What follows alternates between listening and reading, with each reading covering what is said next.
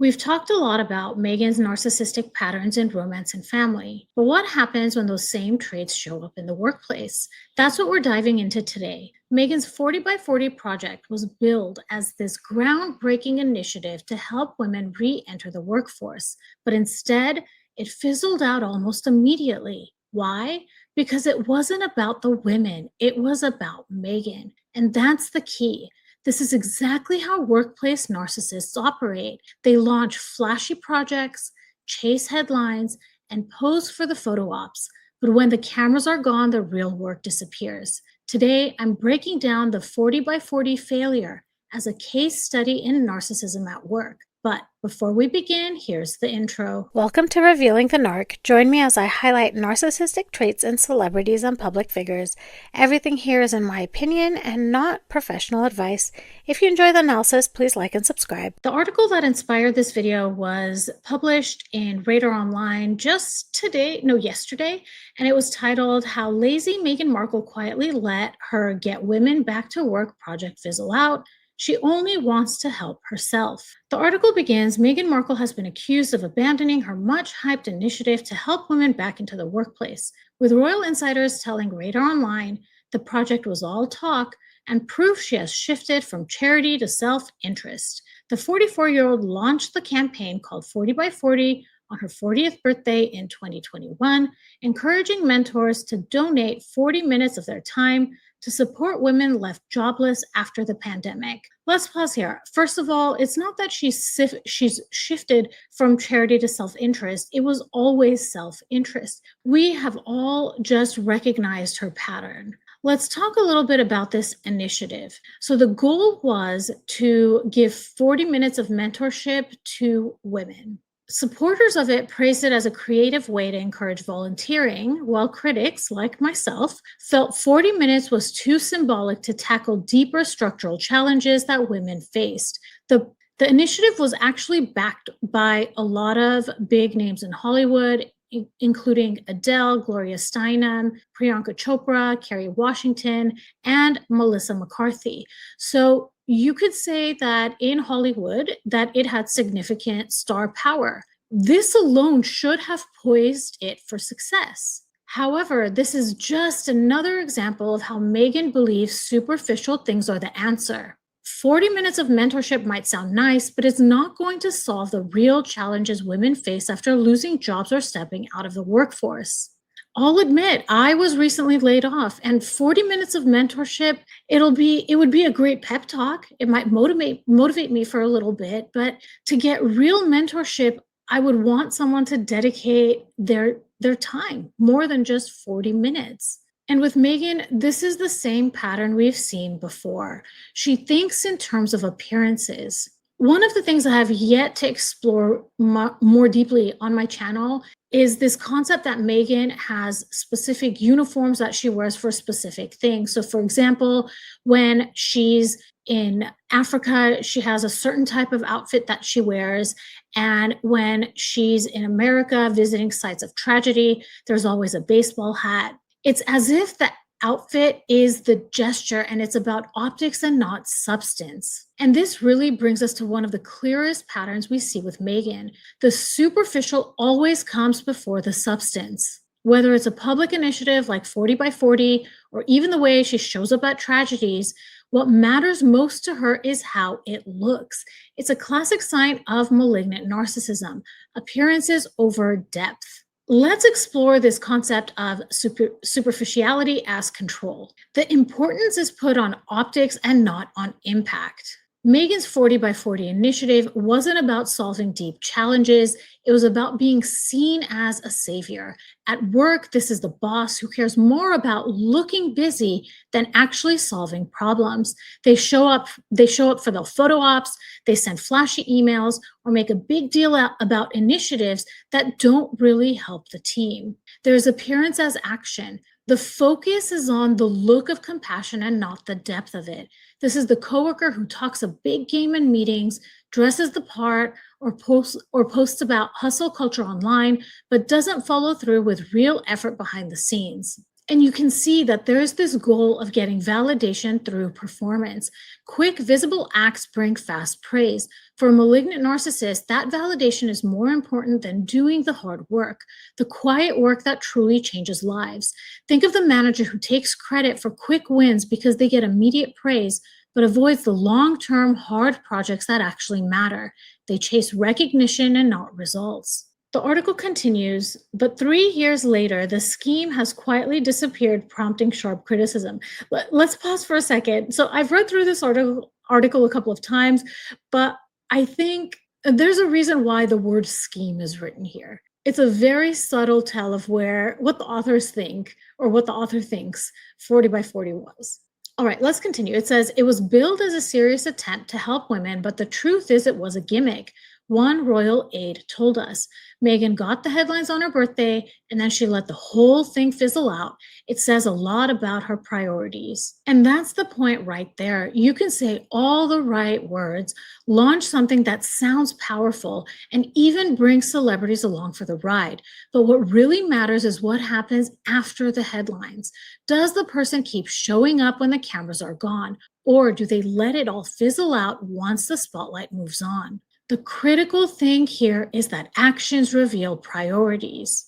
Words create the image. Promises and launches make someone look good in the moment, but actions show the truth. If the follow through never comes, that tells you where the real priorities lie. So when someone consistently gets attention for the announcement, but not the outcome, you're seeing manipulation and not commitment. The article continues. Another source close to the palace said, the failure of 40 by 40 underlines the problem. Meghan is nowhere near another Princess Diana and never will be, no matter how much she fantasizes about that. And that's the bigger issue. Diana's impact came from consistent, genuine follow through. Meghan's is about the fantasy of impact and not the reality. This is exactly what it looks like when words don't line up with actions. The announcement and headlines are there, but the substance quietly disappears, and that gap tells you everything you need to know about someone's priorities. The article continues and says, Diana devoted herself to causes with commitment and empathy. Meghan wants the image of activism, but she doesn't follow through. And exactly that. Diana lived the work. Meghan's trying to sell an image. There's no real substance there, just self-involvement and self-promotion. This is the reason why so many people call Meghan disingenuous and inauthentic. We're watching her actions and listening to the words, and they just don't line up. And actually, this leads into this bigger issue of Meghan speaking in word salad. There's a tactic behind there. There's a strategy right there. And maybe this is something that deserves a bigger video, but what I've noticed with narcissists and toxic and manipulative people, they speak in word salad so that you get confused. You forget what they said, you lose track of the plot, and it really is just strategy. The article continues, there was no clear structure for how the mentoring would actually work, a former staffer said. It was more about generating attention from Meghan than creating a sustainable program. Once the cameras were off, nothing happened. I put images here of Meghan and her 2016 trip to Rwanda because this is what I felt her trip to Rwanda actually was. I wanted to read an excerpt to you from Tom Bower's Revenge, where it's described about Meghan and how superficial and self-serving her trip was to Rwanda. The passage begins and it says, to the villagers' surprise, after Meghan was filmed with the children playing under the clean water bursting from the tap, she disappeared with Gabor Jurina. I think that's how you pronounce his name. For hours, Jurina photographed the perfectly coiffured actress hugging, squeezing, and smiling with the village children. Each pose was followed by a change of clothing. Meghan is a true humanitarian, Laura Duar would say, speaking of Meghan's authenticity. Duar praised her involvement with the children, letting them sit on her lap for the photographer. Now, apologies, I don't remember who Laura Duar is, but you can see that she seems to have been there at the moment, and she fell for it. She fell for the act. So this goes to show you that sometimes the game is played really well and we can fall for it. However, when you've seen the game over and over and over again, you wake up to it. And I think that's what's happened with all of us and watching Megan's work. Work in quotation. Like I'm using the word work very loosely. So you can see, as described by Tom Bauer, and if you just go look at the pictures and videos, this wasn't about humanitarian work. It was a photo shoot with props. Every outfit change said more about Megan than about Rwanda, and the children weren't partners in her mission, they were accessories in her image. And this is the same pattern with the 40 by 40 initiative. Just like in Rwanda, it's not about creating lasting impact, it's about creating the image of impact. Whether it's a quick 40 minutes of mentorship or a string of outfit changes with village children, the focus is always on the performance and not the outcome. Both are perfect examples of Meghan chasing headlines while the real need goes untouched.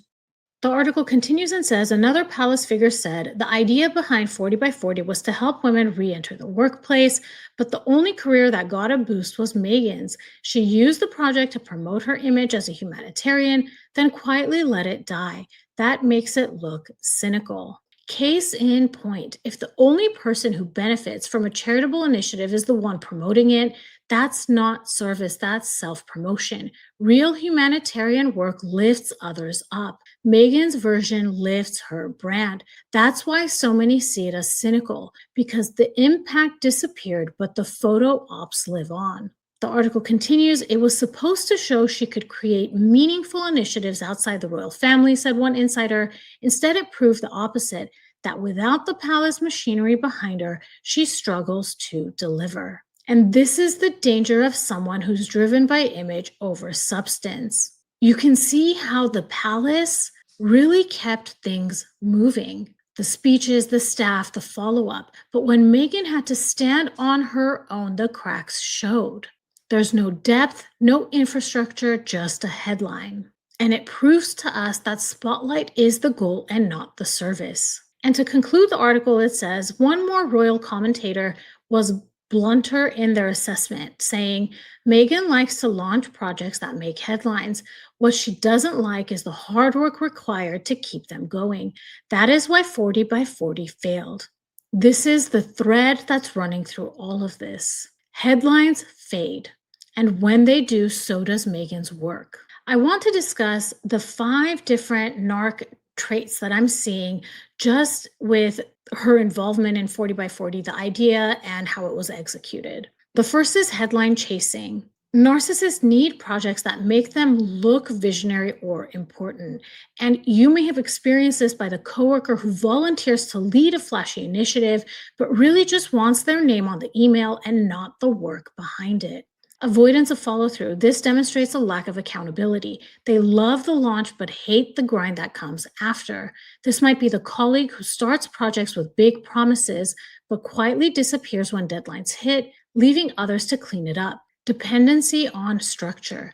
Narcissists shine when they're supported by a strong team, but flounder when they're asked to deliver solo. This might be the person who thrives when others are propping them up, but collapses when they have to own the result. Superficial solutions. Narcissists value optics more than outcomes. They have a look busy but be admired mindset. An example is the manager who rolls out symbolic policies like awareness weeks, but never tackles the real issues that affect the staff. And finally, there's a form of manipulation that's happening here. It's exploitation of goodwill. This is when a narcissist uses causes or people as props to elevate their own image. This could be the coworker who takes credit for the team's effort or positions themselves as the hero when others do all the heavy lifting. Here are a couple of questions to ask yourself if this is what you're seeing in the workplace. Do they love making big announcements but avoid the hard work that follows? Do they care more about looking busy or being praised than about real results? Do they start projects with fanfare, then let the responsibility fall on others? Do they thrive when others prop them up, but collapse when they're asked to deliver solo? Do they soak up recognition when things go well, but distance themselves when things fail? Do they chase symbolic, feel-good solutions instead of addressing the real problems? It can be so frustrating to be in a workplace that has someone that behaves this way. And it can be even and it can be so disempowering and devaluing when someone like this has the appearance of doing well or being praised by leadership. I do want to put a caveat here that I think, or at least I hope, that most of the time leadership can tell what's going on. But again, that's my hope. And here now are 3 ways to cope in this situation. Don't carry their load. When they launch a flashy project and drop it, resist the urge to rescue them. Let their lack of follow through show. Protect your credit. Document your work and share updates directly with supervisors so recognition goes where it belongs. Focus on substance and not optics. Don't get dragged into busy work for appearances. Keep your energy on tasks that actually create results. And I'm going to give you a bonus tip. Prioritize self-care. This type of environment can really drag a person down. Make sure that you set limits, decompress after interactions, and remind yourself that their dysfunction isn't your responsibility. I'm curious to know what you all think about this. If you feel comfortable sharing your experiences, please drop those in the comments. If this was interesting to you, please like and subscribe. Hit that notification bell so you'll know every time I drop a new video. Thank you so much for watching. If you enjoyed this video and you're looking for a meaningful way to support something beyond the screen, I'd love for you to consider making a donation to the National Domestic Violence Hotline in lieu of super chats and super stickers. They provide 24/7 support and resources for people in unsafe or overwhelming situations, whether that's emotional, physical, or just hard to name.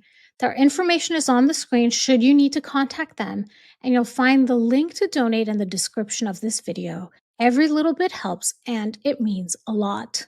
Thank you again for watching, and I'll talk to you soon. Bye, everybody.